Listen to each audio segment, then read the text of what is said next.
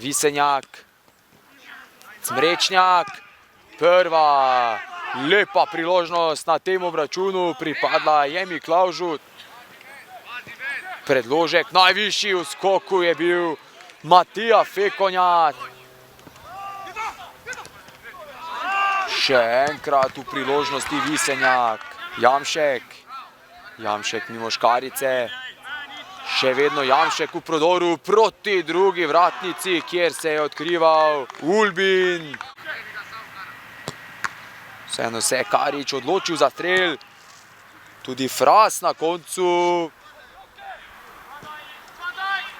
Dedič, Visenjak in to je vodstvo. Miklavža 1-0, med strelce se je opisal Visenjak. Karič proti Miloševiću. Milošević je lepo našel Knezarja. Jodl, nevaren poskus. Prosti strel je izvedel Vnuk, Knezar proti Jamšku. Kakšna priložnost. Dedič, direktno je sprožil Dedič. Jamšek in Fekonja v dvoboju, hitrejši Jamšek. Jamšek mimo Fekonje in to je 11-metrovka za Malečnik in tudi rumeni karton za Fekonjo. Prinek in Karič. Karič, Prinek se je izkazal z obrambo. Damjan Prinek je prebral strel Amirja Kariča.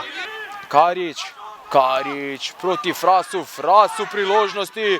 Jamšek in še ena zapravljena priložnost.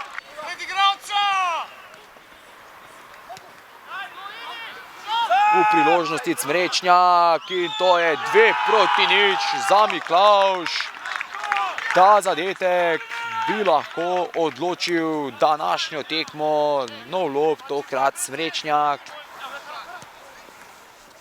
Knezar v priložnosti. Še ena izjemna obramba Prinega.